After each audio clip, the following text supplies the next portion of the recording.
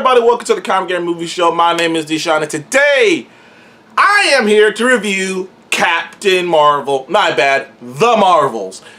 Now, there's been a lot around this movie. Oh God, this movie is coming out at a perfect time.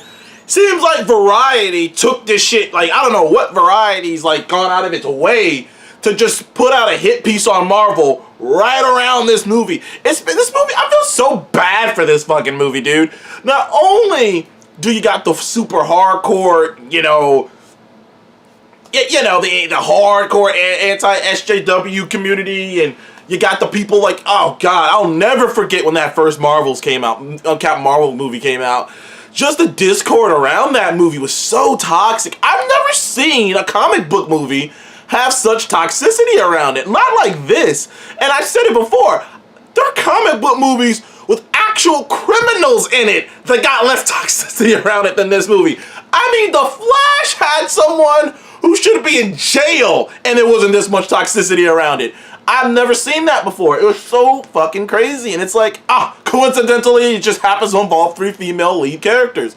And I would say that I'm just overreacting, but I think considering this very specificness of this, of the toxicity around this movie, it's just weird. It's just weird.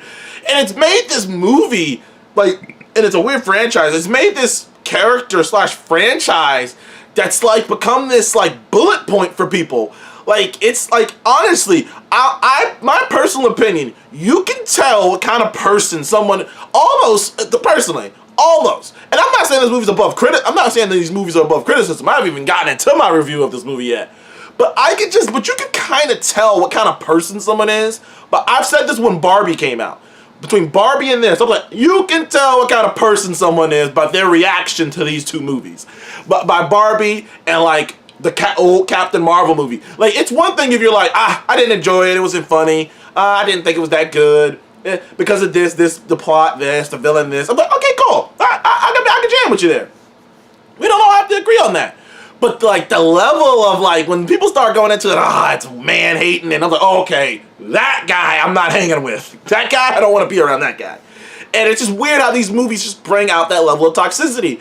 But aside from the toxicity levels around this film, and aside from the weird, anger rant that Variety's been going on, what is the movie like? And I went to this movie because I've seen the reviews, I've seen people's reactions, and I came into this movie and I had two ideas of how I was going to feel watching this. I was like, either A, this is going to be Ant-Man and the Wasp: Quantumania, a movie which had terrible reviews and turned out to actually not be a good movie. Look, there are parts of that movie I do enjoy, obviously Jonathan Majors, but overall, it's not a very good movie. I ended up giving Ant-Man and the Wasp: Quantumania a 5. Just for the people who wonder if I'm totally biased, even though I gave Ant-Man and fucking Secret Invasion low scores. I gave Secret Invasion a 4, in case you're wondering how bomb biased I am. Because I went to this movie thing and I was like, this is either going to be Ant-Man or Thor: Love and Thunder for me. Which is, Ant-Man was bad. Ant-Man and the Wasp: Quantumania was bad. And I was like, okay, this is not a good movie. Thor: Love and Thunder, I was like, I had a blast with this movie, and I didn't quite understand why people reacted the way they did. It was confusing to me. Me and Superwise, actually funny, me and Superwise actually agreed on Thor: Love and Thunder. Because I was so confused about the reaction to it. I was like, I don't get. I saw it twice. I saw Thor: Love and Thunder twice, and I'm just like, I don't really get the reaction to it. It seems like a fun movie to me. I'm like, sure, could it have more time? I didn't give it a 10 out of 10. I gave it an 8, because I was like, yeah, it could have had more time. It could have did this better. It could have given more. It could have fleshed out the villain more. Christian Bale could have had more time to do more. They could have got more into the God stuff. They could have done more stuff, and it wasn't perfect. And at the end of the day, it's still not as good as it's still a sequel to Ragnarok, and it's not quite as funny as Ragnarok, and so for that it's less original than Ragnarok. I had complaints about Love and Thunder, but I was like, it's still a fun ass movie, and I don't really get how people are so upset about that. So, which gets me to the Marvels. And like I said, I went into this movie nervous. Whenever I see bad reviews for an MCU movie these days, I go into it nervous. Same thing with Eternals, same thing with Yeah, with Eternals and this, like, I was just going to it like, I don't know, I hope it's not, I hope it's not terrible. And by the time I got to the end of this movie, I had to come to a realization that I don't give a fuck about what other people think. Because I walked out of that movie and I was like,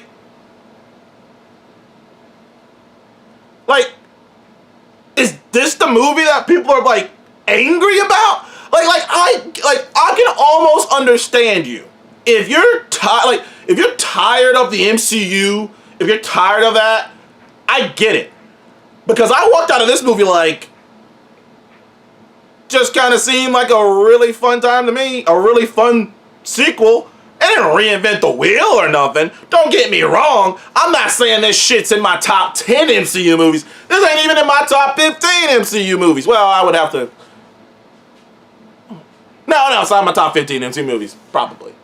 Well, it's at least not in my top 12. It's not in my top 12 MCU movies. But the fucking reaction to this movie, proportionate to the actual movie itself, there's literally like nothing in this movie that's like super bad. Like other than don't get me wrong, I'm not giving this movie a 10 out of 10. I'm not giving this movie a 9 out of 10. But it may be an 8 out of 10. And I kind of cated that because I'm sitting there watching this movie, and the whole time I'm watching it, I'm like, all right, this is gonna be the shit that's awful. This is gonna be the part that's awful. This is gonna be what's awful. And this is gonna be what's awful. And this is gonna be what's awful. And in the end, the only thing remotely awful was the villain. And even then, she was just serviceable. She was just there. And if we're gonna really do this villain shit, we're gonna just pretend like Obadiah Stane in Iron Man 1 was such a groundbreaking villain. We're gonna pretend like Ronan the Accuser in Guardians of the Galaxy is a groundbreaking villain. I'm starting to get a distinct feeling that Marvel is getting graded on an entirely different curve than they used to. Because I watched that movie and I was like, if this movie had came out during phase 2, it would have an entirely different reaction than it is right now. I'm not kidding. Because I came out of this and I'm like, this is like, and I said it in my brain, I was like, this is kind of just textbook like MCU stuff. And I was like, that's it. Right now, people do not want fun. They don't want just, not from the MCU. Other companies, other like superhero stuff, they can do it because they're fresh, they're new. People want serious from Marvel right now. They do not want fun. They do not want jokes. They do not want a blast of time. They do not want that. They want serious. They want dire stakes. They want that hard. That's what they want. And right now, if you don't give that to them, if you're not giving people the exact thing they want, they don't want it. It's not like back in the day when the MCU was fresh, it was new. The entire MCU, the concept of a cinematic universe was this new thing. So yeah, Marvel could just have a fun time. They can't do that anymore. You cannot get by on that anymore. But all that aside, getting into the actual movie itself, I thought this movie worked so well because of the 3 lead actresses. First of all, I always say her name, Iman Vellani as Miss Marvel is the best thing in the movie. She is so lovable. She is so cool. She reminds me so much of Peter Parker Spider-Man back in like Civil War and Infinity War. Just the excitement to be here. And her and Monica, ironically, Monica's back and she's great too. Her and Monica actually make Carol more human. And the dynamic between those 3 girls, they truly feel like friends. They truly feel like colleagues. You can truly feel a bond between them. Now, could the movie have given it more time? That would be one of my other complaints. I got a couple complaints, but that would definitely be one of my main complaints is the movie could have used another 30 minutes. I think they could have used another 30 minutes to flush out the villain and give these girls more time. But for the time they were given, they did an amazing job of getting it across. And they did a lot of things with Captain Marvel's character. They explained a lot. They set up a shit ton of stuff in the MCU.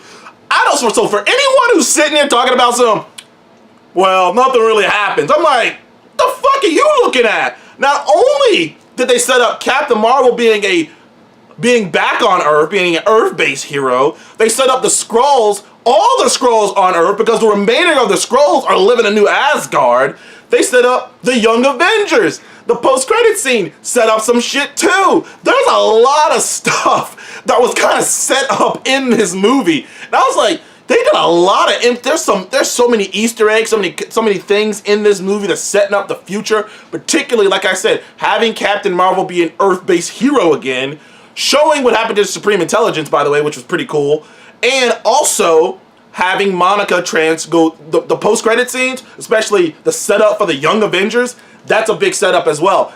And getting to see more of the Peak Space Station and seeing what that thing's all about. They set up a lot of stuff for the future. At least it seems like Marvel's kind of placing characters on Earth right now. They're placing a lot of characters who were spacebound. Actually, I think there were really only 2 human characters who were out in space, and they're both on Earth now. And I find that very interesting. There's also hints to maybe who bought the Stark Tower in there. There's a lot of things they set up here. But the best parts of this movie are the action sequences, because the setup of the movie is that all the 3 girls' powers are entangled, so every time they use it, they switch places.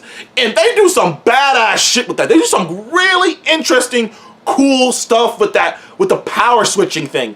That is super dope, especially in this one action sequence they put online, with like one going this way, one going that way, poach it through and teleporting. Like that, the choreography for that was just so freaking fun.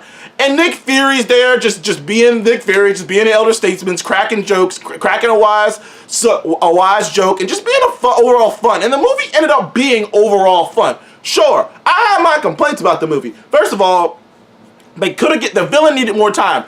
The idea of the villain was interesting, was very interesting, but the reality of the villain just didn't work completely anyways. But I liked the concept of the villain. Given more time to really, just kind of smooth it out with the villain. They could have had a great villain on their hands, but not given enough time, ended up just being a forgettable throwaway villain. Also, the movie itself could have used more time. They really skipped by like the animosity between Monica and Carol, by having Monica see her memories. Because clearly, by having Monica see her memories, now while I think that was actually done pretty well enough, they kind of missed out on some real dramatic juice of having those 2 characters at each other for a really good reason of Carol just disappearing. But finding out that, as it turns out, Carol didn't actually just dip out and never come back. Turns out she did come back. It's just Monica was gone when she did come back. And turns out Carol just didn't have the stomach to come back. She didn't feel good enough to come back. She felt guilty about some of the things she had done out there in space. It did kind of make a bit of sense. And finding out that, Carol, because you're thinking, like, when you hear how long she's been up there, you're like, well, how long did it take you to actually get back to Hala and just fuck shit up? Turns out it didn't take her that long to get there and fuck shit up. She really did. I always thought the sequel to Captain Marvel was going to be about her in space doing that, but instead, they kind of skipped ahead a little bit, and it's about this woman who's isolated, who's kind of hidden herself in outer space, just kind of hidden in her job. And a lot of people wanted her to lose her powers and shit, but no, it ended up being, I still thought it would have been better to make it about a woman overextending herself, which they still sort of did, making a movie about a woman overextending herself. But I digress. And in the end, Carol ended up getting almost getting a second chance at having a little sister figure with Kamala that she lost with Monica. So there's a lot of interesting dynamics. And also, speaking of Kamala finds out the difficulties of being a superhero. That sometimes sacrifices have to be made. That sometimes you gotta do what you gotta do. Sometimes you can't save everyone, and sacrifices have to be made. So Kamala will be a much better hero after going on this mission, after being on this mission with her hero. So they set up a lot of stuff here. But the dynamic, but other than that, the movie needed more time. The villain was undercooked, and the villain was completely undercooked. And like I said, the movie needed more time. And there is a weird sequence with these people singing, which I know some people are losing their shit over the whole singing sequence. I wasn't crazy about it, which is why I'm not like gonna talk like, yeah, that was amazing. But the fucking scene lasted 5 minutes, and then he started talking normal. Calm the fuck down. Like I say, people just lost their patience with the MCU, man. People are just like, oh, I hate that. I hate the movie. I'm like, calm down. But yes, there is a weird singing fucking planet they go to that's weird. But like I say, it's like a 5-minute sequence. Fucking Monica and Kamala are in the background just making fun of the entire situation. Like, this is fucking ridiculous. So obviously it's a self-aware thing. It's not like they're asking you to take it seriously. But it still was like, oh man, this is weird. I was just like, just some weird shit they're doing here. But like I said, lasted a few minutes and it was gone. Oh my gosh, man. I ended up having so much fun with this movie. Like I was saying, and I felt like, I was like, when I walked out the theater and I literally felt myself, I was like, well, I'm gonna get some shit in my comment section for this. But I don't give a fuck. Call me a Marvel lover, call me whatever you want to, call me whatever the fuck you want to. I had fun with that movie, and if this movie had came out in phase 2, it would have got a much better response. People don't want fun from Marvel anymore. People want grounded, people want serious. That's what they want. And maybe it's Marvel's fault for doing the same tone for too long that now people can't build. But if you were a fan of Ms. Marvel, if you liked Captain Marvel and you're a fan of Ms. Marvel, you'll have a blast with this movie. It's a fun time, especially if you're a fan of the Guardians movies too, because it does have a bit of that in there. Then you're gonna have a fun time with this movie. But if you're looking for something different, if you're looking for something to be changed in the MCU, if you're looking for something more grounded or darker or whatever, that ain't this movie. And if that's what you're looking for, you're gonna be greatly disappointed. But overall, for me, I had a fun time with it. So I give this movie an 8 out of 10. I had a fun time with the movie. Like I said, I went to the movie like either this is gonna be a movie that isn't that good, or this is gonna be a Thor: Love and Thunder situation where I'm like, I just don't get people, bro. Like, I just feel like people went in there with an agenda. Like, that's what it just feels like to me. But whatever. Anyway, thank you guys for joining me in Comic Game Movie Show. Please remember to like and subscribe, and I'll see you guys on the next one. Goodbye.